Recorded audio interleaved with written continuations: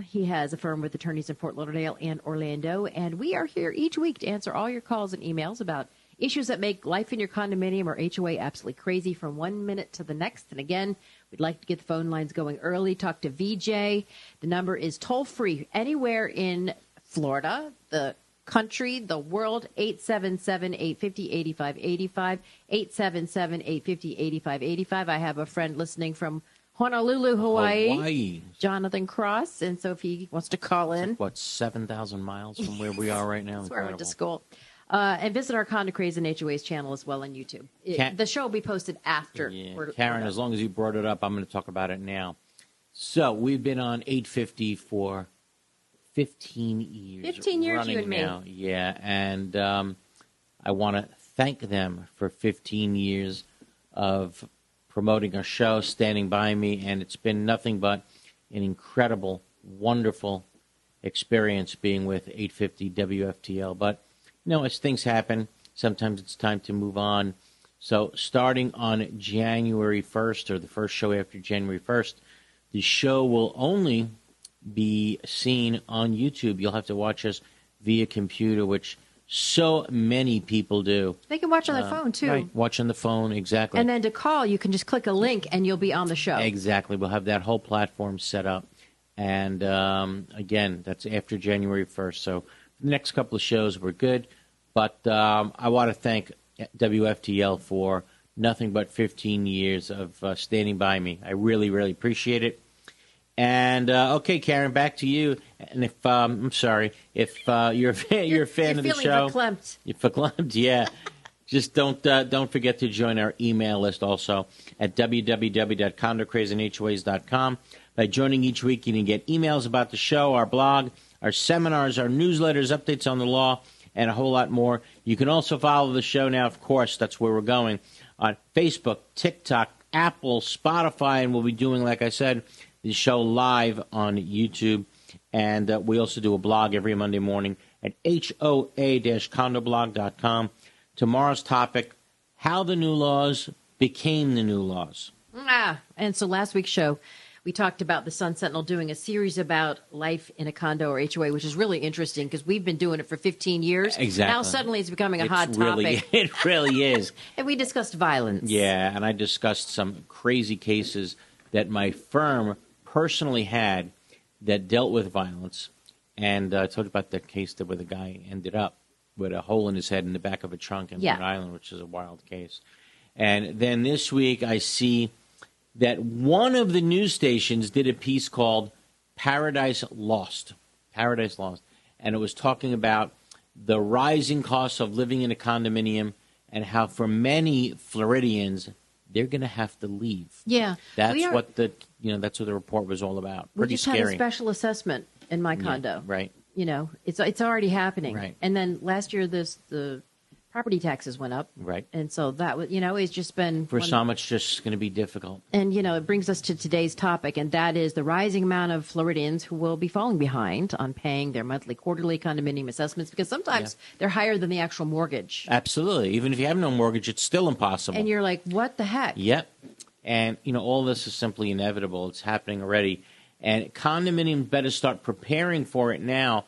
And that's why today's show and tomorrow's blog, or last week's blog, is called All About Bad Debt. Condominiums, you better learn what that is. It's pretty important. That's going to be when someone can't pay, you're going to have to pay for them, too. Well, that's how condominiums work. That's correct. We know what debt is, but what is bad debt? All right, so put your thinking caps on. This is a little more difficult.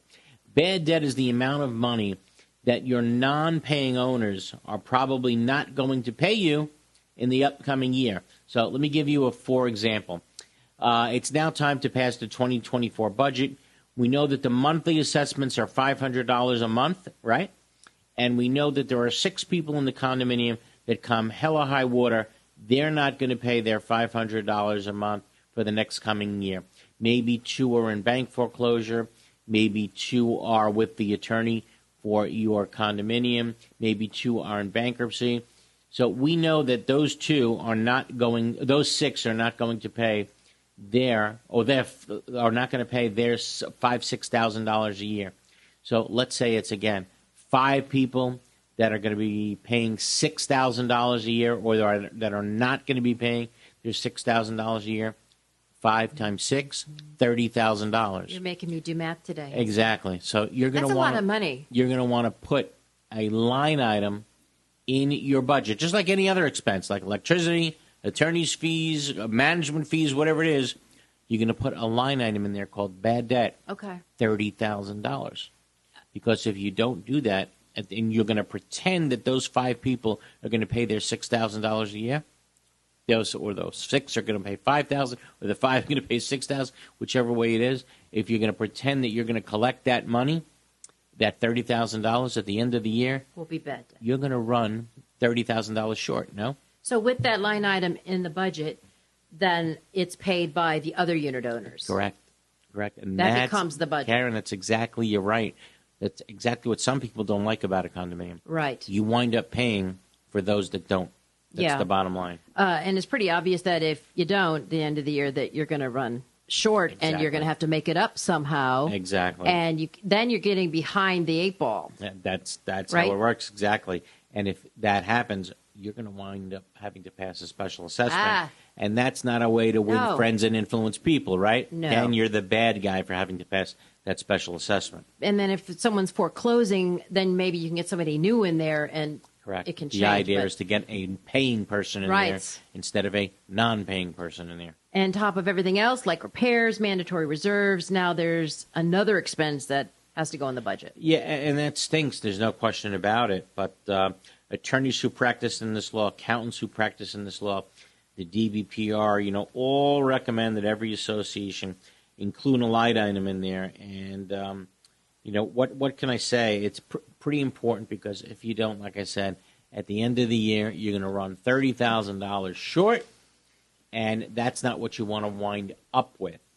No. So, and how many times on the show had we had the conversation about the country's flag that can be flown in the United States? I took a picture of the flag at our condo yesterday for Veterans Day. Right. They fly our flag everywhere. The United States flag. Yeah. So we get, but not the Canadian flag or the right. We get Cuban an flag. email that says, and from a listener to the show, that says, "Wait, is there anything preventing, at this point in history where we are right now, the flying of the Israeli flag?"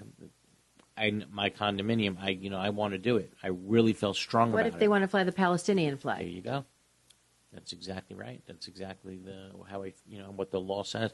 Suppose if we allow that guy to fly the Israeli flag, you got to allow someone else to fly the Palestinian flag. I've seen the Canadian flag, though. Right, which technically is not allowed, but you have a lot of Canadians down here. Well, then that opens the door. And if you allow that, then I guess you got to allow the Ukrainian flag.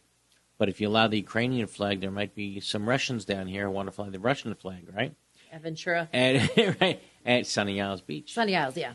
I lived there. In a building that flew the Canadian flag. It was the Frontenac, French. So we have a law that says forget all that, because we can wind up starting a war in the condominium.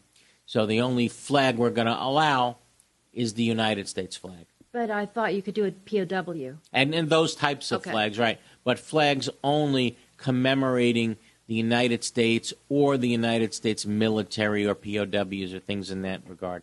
But you can't fly flags of any other nation. What do you think?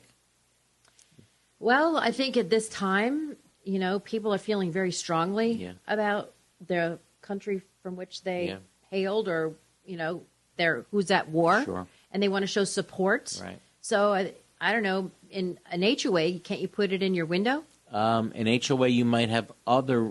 HOA also says the same thing. Same thing, you can only fly one flag. You might be able. Put it in your window? You can put it in your window. You can even put a flagpole on your home in an HOA. You can even build a flagpole if it meets the requirements of your local code. What about a stripper pole? Objection. No, you cannot do that. You can't put it in a stripper pole. Well, I'm going to try to change the legislature on that. You got a pen? Get Barry on that one, right? But we can talk about that topic all day long, can't we, about what's going on? So what happens if you do fly an Israeli flag? Then what? You get fined if you don't take it down? Potential injunction against you. If they get an injunction against you, attorney's fees, court costs, may cost you It may cost you a lot of money to fly that Israeli flag. Now, again, if what they're doing is, but if you go after them, they can claim persecution. Well, no, can't do it. When you move into a condominium, bottom line is you give up some of your rights. Some people start screaming, First Amendment, I have a First Amendment in my condominium right. No, you don't. No. When you move into your condo or HOA, you're just if your documents waive that right for you, you've just waived your rights. Sorry, I know you can't fly the flag of your choice.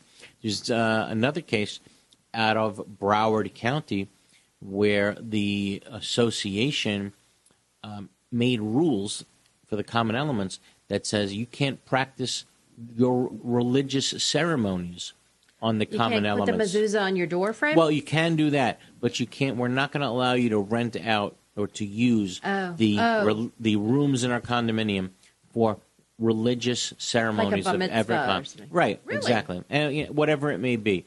And that was taken to the 4th District Court of Appeals, and the 4th District Court of Appeals says that's a good idea to prevent religious ceremonies in your condominium. That way we wind up with no fights. We're going to uphold that. When you move into a condo or HOA, you give up certain rights so that the community is in harmony. And one of them is, your religious rights. So your right to, protest things that the government is doing at the moment.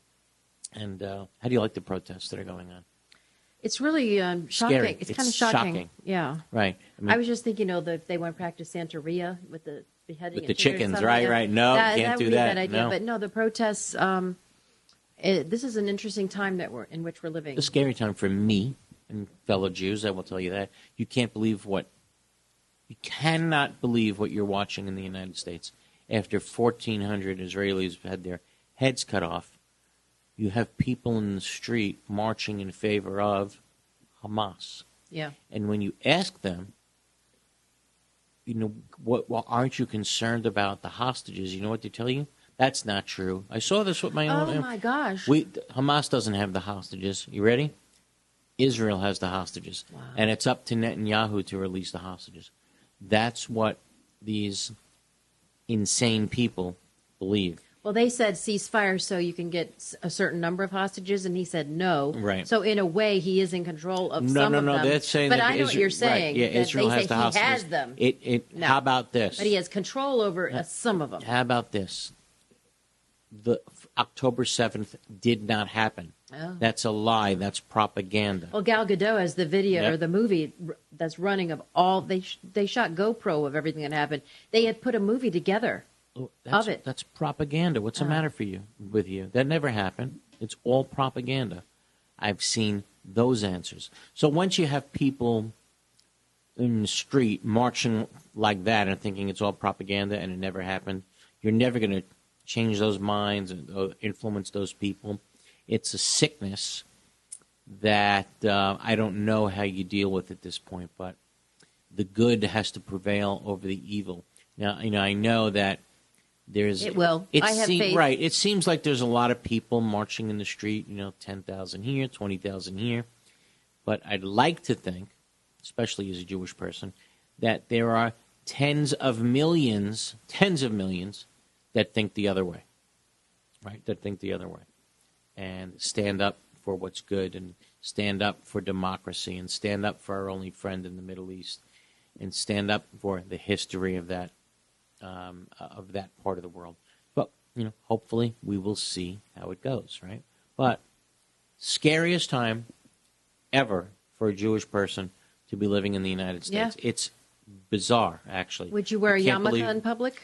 Would I wear a yarmulke? Yeah, I certainly would. Absolutely. You have a son in college. Is he getting any kind of interesting education there? There's been a club on FAU's campus that was pro-Palestinian, for lack of a better term, but he doesn't see it anymore. And remember, the state schools in Florida are run by hard-nosed Republicans. Mm-hmm. They're not going to stand for it. Well, no, the governor already said that Governor's closing down these clubs. He disbanded those clubs. Right. Way to go, DeSantis. Okay? Listen. Well, there's actually a law that he's relying upon. Listen, Students have a First Amendment. No problem. But there's a law that forbids it. But once you start once you start chanting from the river to the sea, sorry, that's what Rashida Tlaib got censored. Censored for, because we know what that means. Yeah. That means the extermination of the state of Israel. So we can go on talking about this all day long. But let's talk condos and HOAs. Okay. What do our listeners think? 877-850-8585, 877-850-8585. Back right after this. There are very large management companies, and there are very small management companies. And I think Affinity sits somewhere in the middle of that, where they are big enough to provide you with all of the back-of-the-house services, the accounting, the infrastructure, the support systems, but small enough to be high touch. We believe at Affinity that we do the 9 to 5 so that you don't have to do that.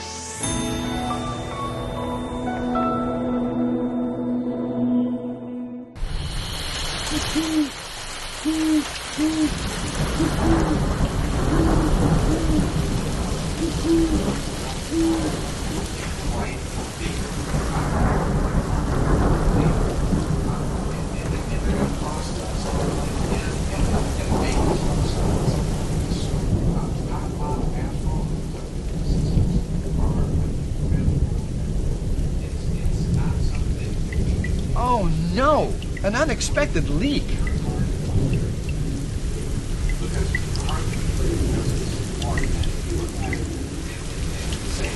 Jay, you know that's no way to solve a roof problem.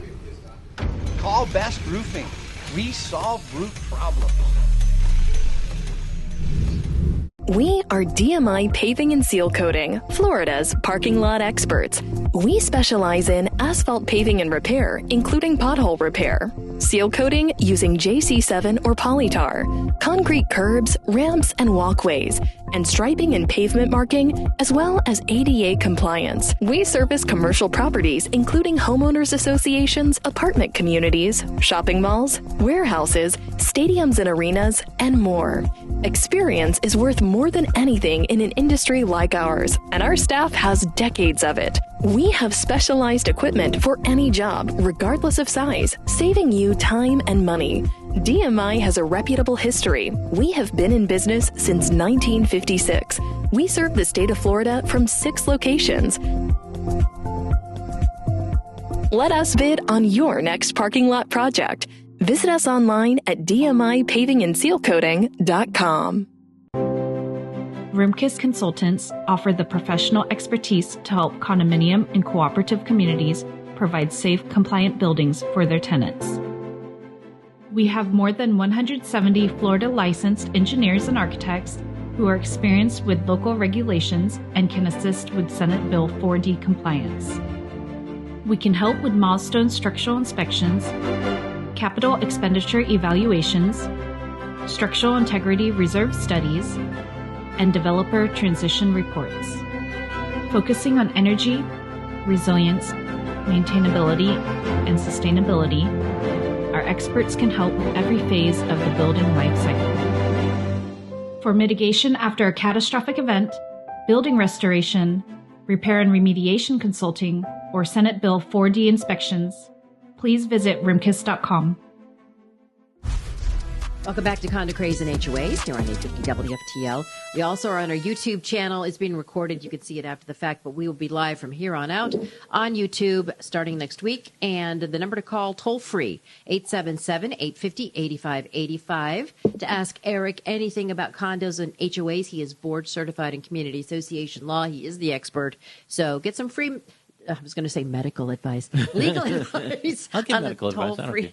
toll-free number. All right, who we got first? First up, Pat from West Palm Beach. Hey, Pat. Hello. Good morning. We have a condo with individual lots that's not a high-rise. And we have a rule against leaving clutter on the lot when the owner's gone, but that's really hard to enforce. Can we use some hurricane statutes to actually remove it for people? They leave their appliances, their golf carts, their barbecue. That's a good idea. Why is it hard to enforce? Why can't the board make a rule? And I'm sure a rule already exists that says your lot needs to be in clean condition. There can't be any debris. Why can't you do that? Well, we can do we can do a fine. Absolutely. And we can, they can't use all the amenities. We've had people say, hey, it's cheap storage. Well, I'll pay your fine. Right. Yeah, I understand. wow. I understand. But, see, and people tell me this all the time. They think that just because they find somebody and that person is willing to pay the fine, well, that's it. What else can we do? Yeah, but doesn't that escalate if that goes on? Then even what? even if you find that person and then pay the fine, that doesn't mean it's over. You can go to court. Why do people forget about that? The court can order this person to clean up their lot, right? Or mediation or arbitration. There's all kinds of things you can do. And then they're going to have to pay the attorney's fees. Correct. And then If it's they going to be a lot more lose, expensive that's to. exactly right. Are you hearing what Karen just said?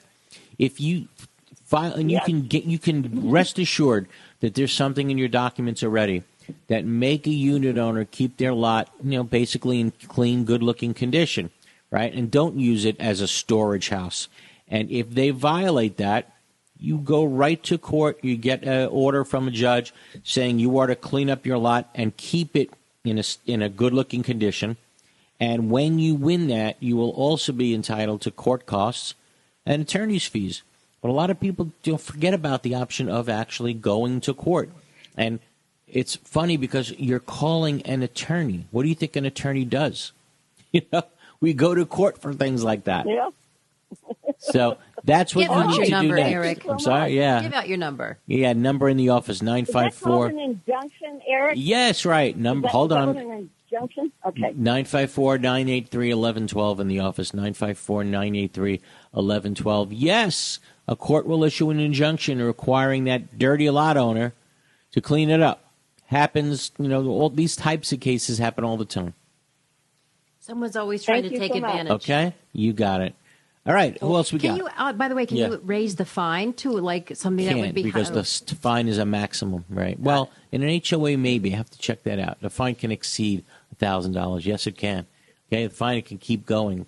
$1,000, then $1,100, then $1,200. there you yeah, go. there you go. If Raise the fine. if the docs allow for it. So then they're going to go, wow, this isn't making Yep, too correct, much sense. right. But that's if the docs allow for it. Good question, Karen. Who else we got? John, Dania Beach. John in Dania Beach. How are you, John? Good morning, Eric.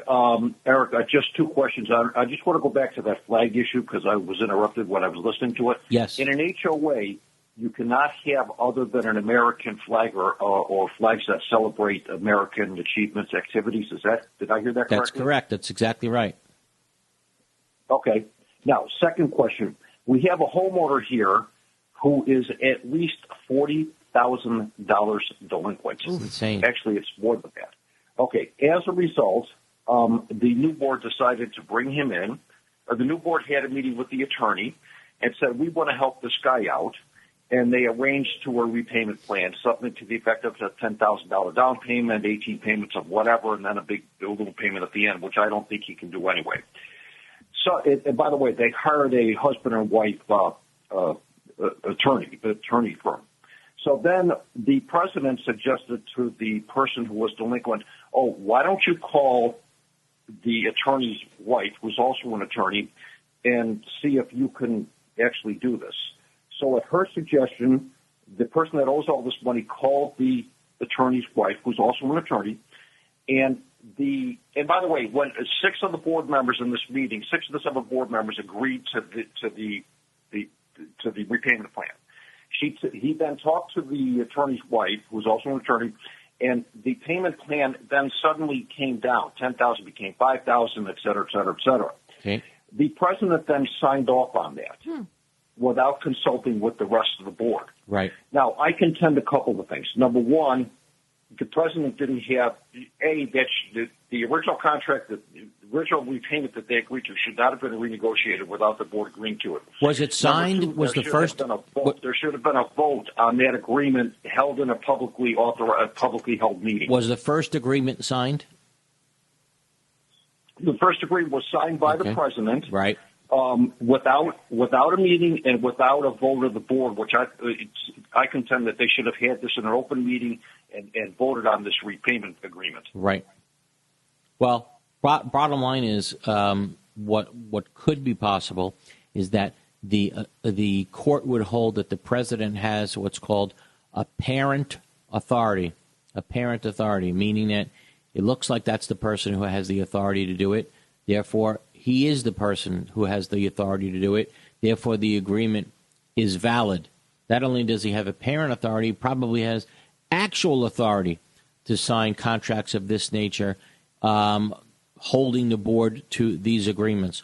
So, I would say I think once the president signs an agreement like this, the association is probably on the hook. And that's why the president has to be careful, or any officer director for that matter, has to be careful about what they sign because they could be binding the board. Now, that's different, obviously, if a unit owner who's not on the board or who's not an officer director signs an agreement on behalf of the association. There's a statute that specifically says that can't happen, right? But there's no such statute for a current officer or director. So they got to be really careful about what they sign. They bind the association.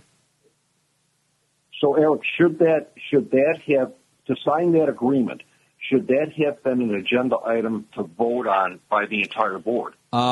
Typically, settlements of that nature are very much, I can tell you, at least for the firms that I represent, I can tell you much of the time, my firm has the authority Well, that was what I was going to ask enter you, into agreements. They hired an attorney or two, husband to get and it wife, done. Right. And then the association's attorney comes to an agreement with their attorney. Yes. So it's really what is the common practice Yeah. of that association. I will tell you there's some associations that I represent for so long, they wouldn't even think about it if I said, all right, I entered into a payment plan with Joe Schmo, and we're going to pay it out over 18 months at X dollars a month. You solved the problem. Yeah, well, I solved the problem. That's what you're hiring the attorney for.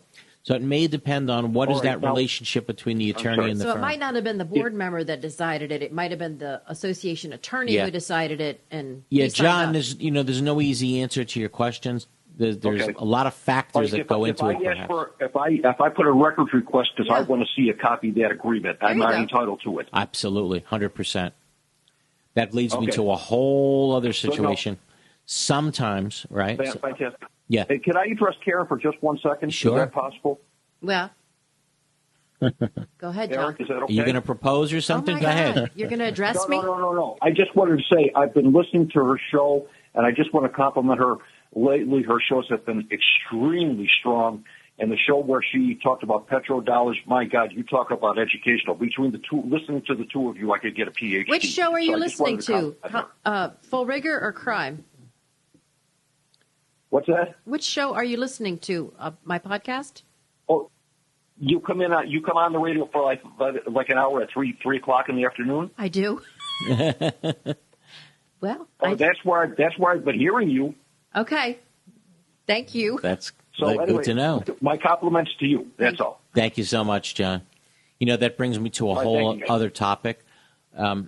Oftentimes when I'm representing an association or a unit owner, the other side wants a confidentiality agreement in the signed settlement.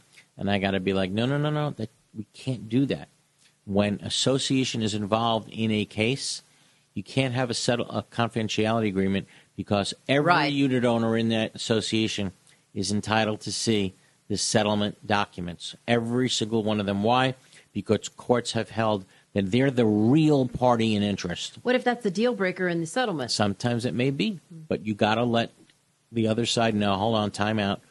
Got to take this clause out that calls for a confidentiality agreement. Unit owners are always allowed to see it.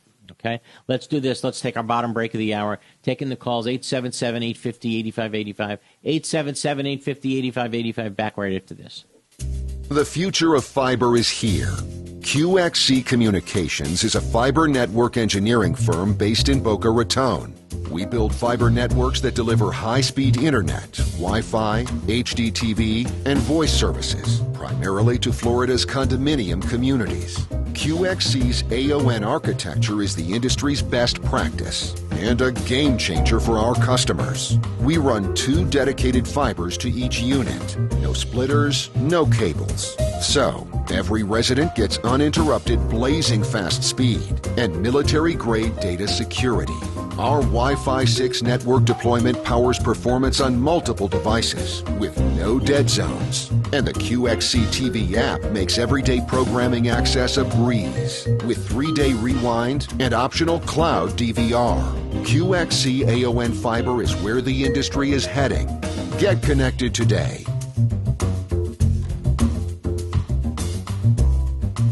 Is your condominium or HOA in need of accounting services? Look no further. Gerstel, Rosen & Goldenberg is one of South Florida's largest accounting and auditing firms, as recognized by the South Florida Business Journal, and is one of the few accounting firms uniquely specialized to provide accounting services to their growing condominium and homeowner association clientele throughout Florida. With primary offices in Aventura and Boca Raton, satellite offices in Naples and Orlando, and a professional staff of 65, Gerstel, Rosen & Goldenberg is prepared to meet the needs of any condominium or HOA in the state. The professionals at Gerstel, Rosen & Goldenberg also have experience working with timeshares, cooperatives, hotel condominiums, mixed-use buildings, and ancillary operations like restaurants, spas, and country clubs. Put their 25 years experience in your corner. Gerstel, Rosen & Goldenberg, 305-937-0116. That's 305-937-0116 or grgcpa.com.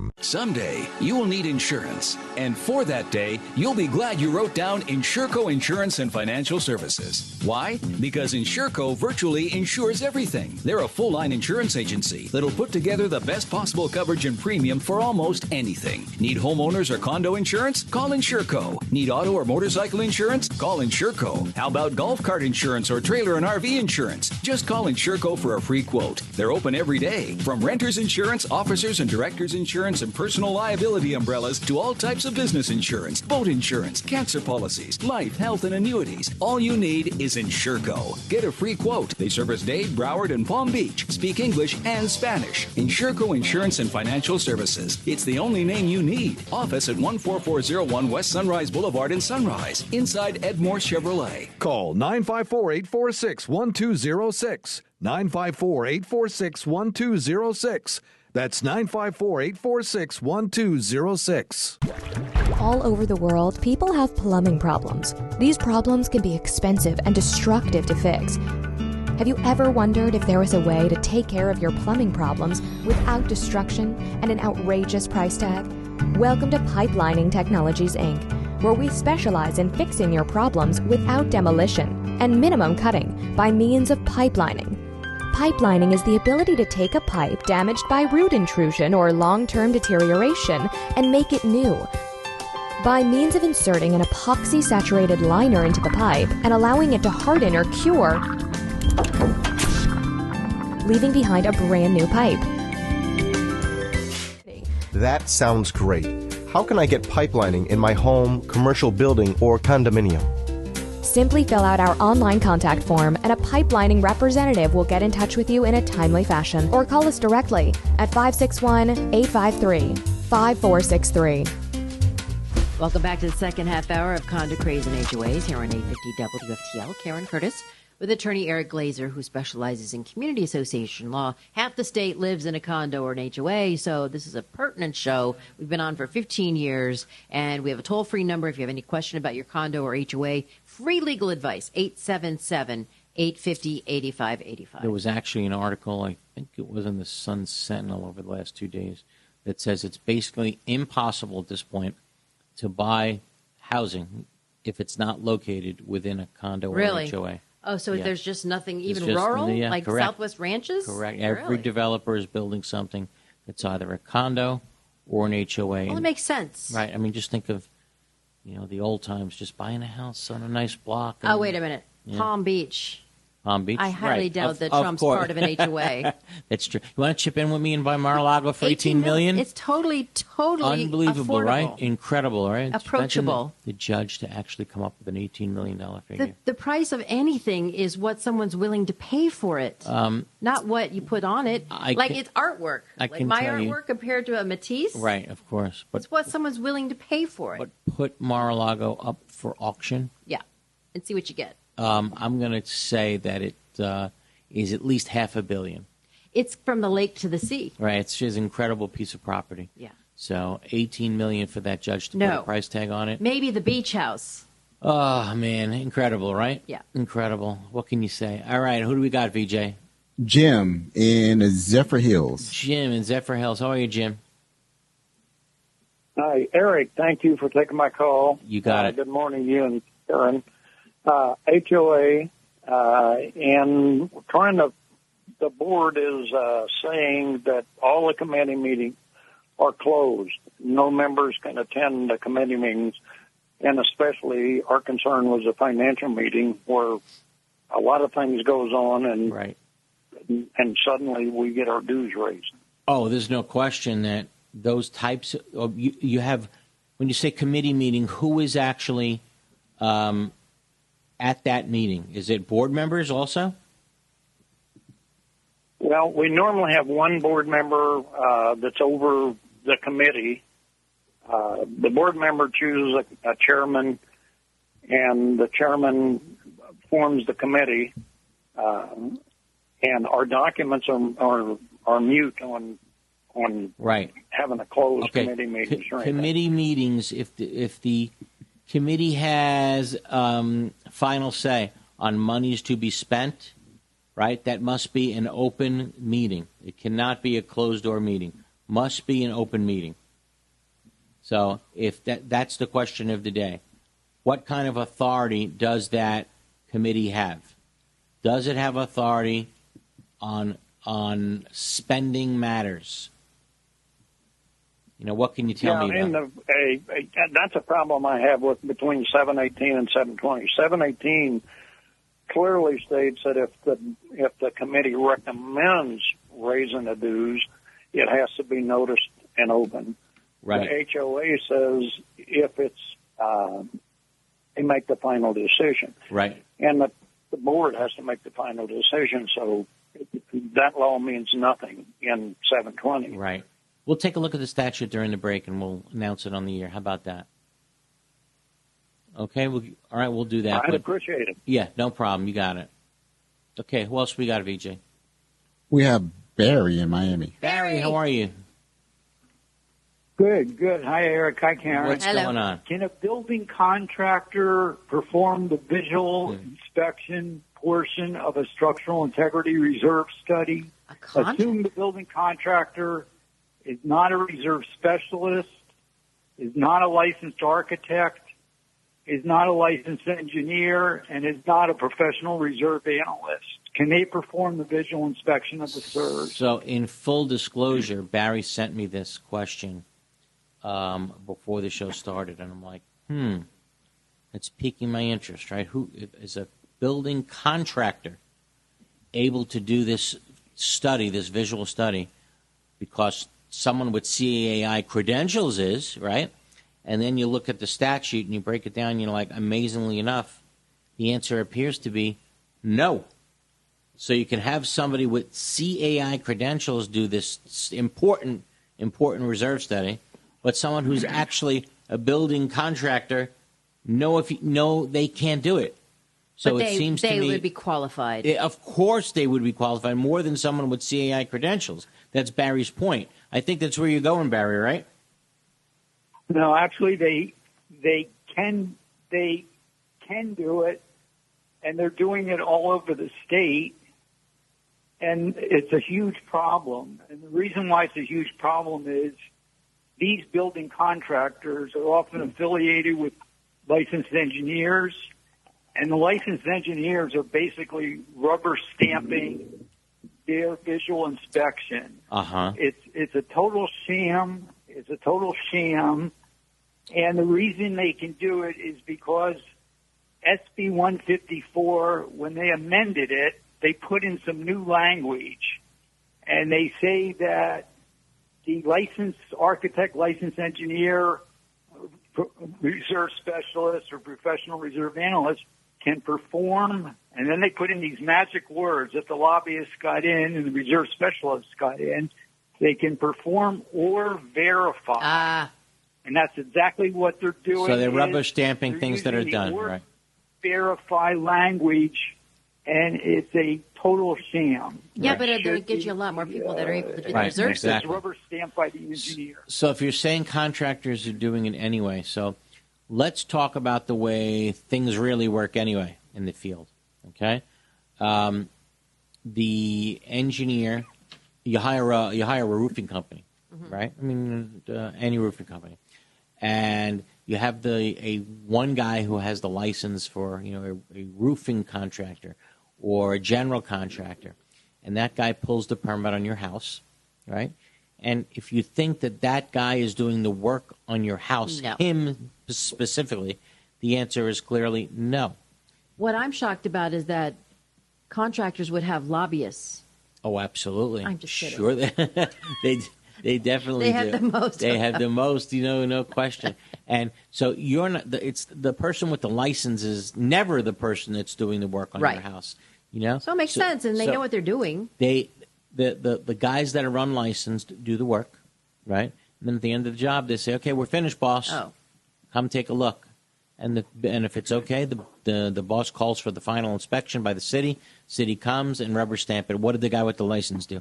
Nothing, right? That happens, routinely. But Barry, the way I read the statute, there's nothing in there that says that they can do it. I understand what you're saying. They'll verify it. They're relying on the words "or verify." Or verify. The reason why they can do it, it doesn't say anything that they can do it, but it says the licensed engineer has to verify it. Right. Well, that makes they're sense. allowed to do it. So the contractor's doing the work. Verifying it, and that's how they back in. Right. But they know what they're doing in their license. Right. So what's they're problem? putting their name on the line when they sign. I'm not so sure they know what they're doing. Yeah, I don't know about that. I get the point, Barry, and I appreciate you raising it to everybody. Thank you so much for the call. Who else we got, BJ? We have Lorraine in Boca. Hey, Lorraine, how are you? Hey, can you hear me, I Eric? sure can. How are you?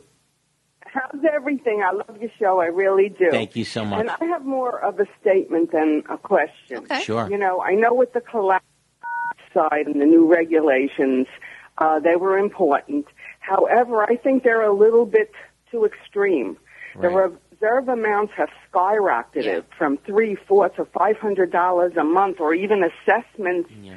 And I think eventually a lot of seniors are going to have a lot of difficulty paying this each month. I know mine went up $327. I don't know what's going to happen next year. And the increases are certainly going to affect the condo market in a few years. A lot of people are not going to want to buy here with the rates for mortgage and the rates on monthlies. It's going to be unbelievable, and people are not going to be able to do it. And I know that the seniors are going to be in trouble in a couple of years. They're going to need assistance to pay their rent. They're already in trouble? I just wanted to say that I really think some of the regulations ought to be brought down a little. I know my particular condo had like $1.5 million in reserves, and now they have to bump it up to like $3 million because now our roof has to be done within 20 years. And, everybody is complaining, not that we don't want to pay more, but it's just getting to a point where it's just going to go up, and especially with inflation. So I just wanted to hear what you thought about it. Lorraine is upset, and I don't blame her, but I hate saying this, but in the majority of situations, the Florida legislature gave all of you, including especially 55 and over communities, enough rope to hang yourselves. And you did. The Florida legislature let you waive for year after year, decade after decade, reserves for your building. And if you watched my 60 Minutes I was just interview, going to say, Lorraine probably didn't see you on 60 Minutes. What's the line, Karen? You said the bills are becoming due. The bills became due. When the Surfside collapse happened. We're not going to let another building fall. No. That's the bottom line. Lorraine, if you're still there, that's the thinking. There's no way that in Florida. Can you imagine? Think about this. Can you imagine what would happen to the state of Florida if another building fell, killing 100 people? Well, yeah. How many people would still retire to buildings in Florida? Think about it. No, I do agree with all of that, but I think it's becoming a little too extreme at this point. It's becoming. We're getting to the point where people cannot sell their apartments, and people can't afford to stay in them. So what's going to happen? It's becoming terribly expensive. A little bit. Yeah. Like I said, we have $1.5 million in our reserve, and they want to bring it up to $3 million in a year. They may, so they're laying it on us now, and I don't mind paying more. Yeah. But what's going to happen next year? That $327 that I put in additional, there's probably be another $327 on top of that. And the answer to that you know question, what I'm saying? I mean, none of that is regulated. The answer to that question. Hold on, turn her down, please. The answer to that question, Lorraine, may lie in what happens with insurance. If they can solve the insurance issue somehow, it seems to be getting better, and prevent it from going up 20 to 30% every year, like it's expected to do in every year for the next 2-3 years. If they can prevent that, then maybe things won't be as tough. But if we have the insurance crisis and the condo requirements at the same time, what did we always say on the show? It's a perfect storm. Yeah. And there's just no way around it. We're not going to allow another building collapse, period. But I do get what Lorraine is saying. It's going to take about 10 years for this to work itself out one way or the other, you know? Right. All right, we have to. We're running so late for our final break. 877-850-8585. Back after this. Is your home or condo looking old, worn out, and in need of a fresh look? Then you need PD Painting to paint your property and make it look like new again. PD Painting will first properly prepare your home and condo and then use only the highest quality paint products. After many years in the painting industry, PD Painting has achieved a reputation for always delivering a reliable and professional finish. PD Painting is fully licensed and insured and offers a 7 to 10-year warranty. Their technicians are expert craftsmen. Let PD Painting handle all the details and then sit back and watch them restore your property and bring back that brand new look and feel. Need a service call? PD Painting will be there on the spot. Need financing? PD Painting can offer that too. Call PD Painting at 888-416-3204. Again, that's 888-416-3204. Go to the website, pdpaintinginc.com. Need painting done in your home and community? Contact the experts at PD Painting. This message is for anyone who has taken on the important responsibility of becoming an officer or director in a homeowner or condominium association. It is also for the management companies who work closely with these caring people to make sure things are done the right way. Hello, I'm Gil Pomar, South Florida Regional President for Center State Bank, now the second largest bank based in Florida. Our bank, Center State Bank, has an amazing team of professionals who are exclusively dedicated to the homeowner and condo association market. Your job is not easy. There are repairs and new projects that need financing. There are legal and social issues that need to be understood. There are also technology and servicing issues that your residents want to be improved. Why not choose a bank that knows this business backward and forward? Why not have a local banker who will meet with you face-to-face whenever it is convenient for you or your board? Center State Bank has over 2,000 associations as customers for a reason. Please give us a chance to earn your business. Call Terry Russo at 954-633-1666 to make it happen. Center State Bank is an equal housing lender and a member of the FDIC. Need an insurance evaluation, audit, or quotation for your condo association or homeowners association? If so, then you need to speak with our insurance experts at Mack & Waltz. We insure over 800 associations, and we are the clear leader in this marketplace. Mack & Waltz has been in business since 1989. We write insurance on billions of dollars of property values. We are an independent insurance agency representing insurance companies which specialize in condo and HOA insurance. The staff at Mack & Waltz works closely with board members and property managers and regularly attends association meetings to help educate the association about their insurance policies.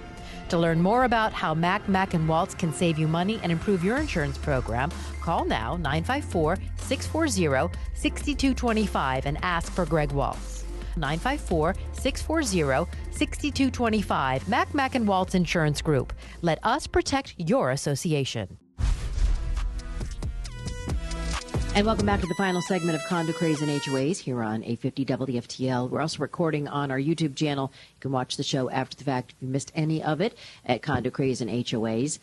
We have a portion of the law that you researched. Right. The gentleman called up and said, okay, what type of a meeting and what type of committee meetings need to be open to the public, open to those homeowners. Like the financial committee. Okay. Here you go. Read the law, So Karen. this is the law. The provisions of this subsection shall also apply to the meetings of any committee or other similar body when a final decision will be made regarding the expenditure of association funds and to meetings of any body vested with the power to approve or disapprove architectural decisions with respect to a specific parcel of residential property owned by a member of the community. Yeah, people ask me that all the time. What about decisions of the Architectural Review Committee?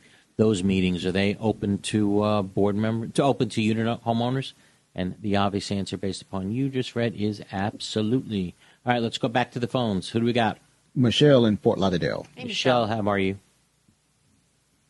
I'm good. Can you hear me? Absolutely. How can we help?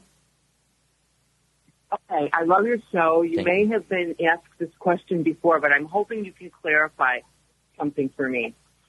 Does moving money from one reserve to another reserve or from a reserve to operating cash always require a 2/3 vote of members, or can it just be a majority vote of the board? For instance, if a reserve is not mandatory, okay, or, something's no longer needed, can it just be a vote of the board to move the money, or does it always have to be a 2/3 vote of the members? Now, you ready for this answer? The law just the law just changed. Oh. And now the law is it's no longer a majority of a quorum, but it's now a majority of all homes or units in the community. So how many units you have in your community? So they made it more strict. 160. 160. So you're going to need... But here's my question. Yeah. We know, and I know that if it's a mandatory reserve, what's considered mandatory, non-mandatory? A 2/3 vote of members, or owners. Now you're saying it's all unit owners to move money. No, hold on. You didn't let me answer. Michelle, you didn't let me answer. How about letting me answer first? Oh, I'm sorry. That's all right. So, okay. So you said, is it 2/3? Is it? It's now a majority of all owners in the community. So 51%. Okay. So you would need 81 voting by proxy or in person. Okay. Period. Okay. That's what you would need to move that money. It doesn't matter what reserve it is. If we have a reserve, in order to move that money, we have to get a majority of all unit owners. Correct. Okay, because it's being used for the purpose other than... Thank you so much. No problem. The board can't do it. The board can't do it. Too, right? Correct. Special assessment funds need to be used. Both of them need to be used for the purposes for which they were intended. And I hope that answers your question. Okay. Okay? Yeah. Do you have another second? Really quick. Oh, never mind. I'll ask this question next time. Thanks, Michelle. Thank you Take so care. much for your Okay. clarification. Like I said, I really love your show. Thank you very learned much. so much. Appreciate Thank it. Okay, who do we got, VJ? Carrie in Hollywood. Hollywood.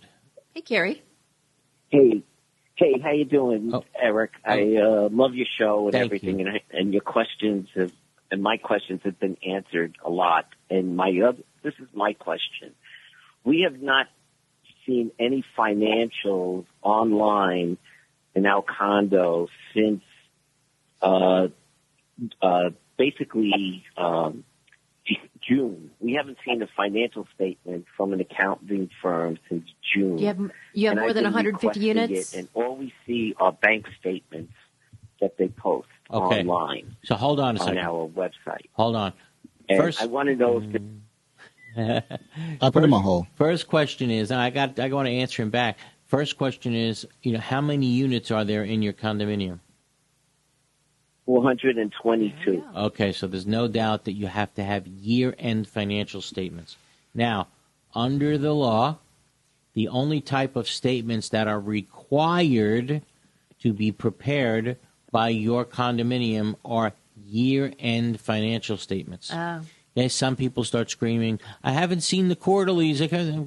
Where in the law does it say that your association has to prepare quarterlies? Right. Okay? Doesn't say that anywhere. Now, the year-end financial statements have to be there. And if the association is receiving quarterly assessments, or quarterly statements, I should say, I believe those would have to be put up on the association's website. But the association can't put up what they don't have. So, you have to ask them first, do you have it? And if they have it and are not putting it up, that's a whole different story. They might get in trouble for that. Okay? But what happens if we changed accounting firms? We changed accounting firms in March. So our year is August to the end of July. Okay. Now, the end of July came, and they have a new accounting firm, and we haven't even seen a year-end statement yet, which was the end of July. Okay, so that brings you to the end of July. So how long do they have to get to that year-end statement? So let's say January, February, March, April. So you would have 4 months from the end of July, right? So October, November, July, August, September, October, November. They would have until the end of this month to have a year-end financial statement completed, and the unit owners would have something mailed to them that says it's completed, and you have a right to walk into the office and get a copy, and or have it mailed to you at no cost. And that brings us to the end of the show. Guys, thank you very, very much for tuning in again this week, and we'll speak to you again next Sunday at 11 a.m. on Condo Craze and HOAs. Have a wonderful, safe week, everybody. Thanks, sir.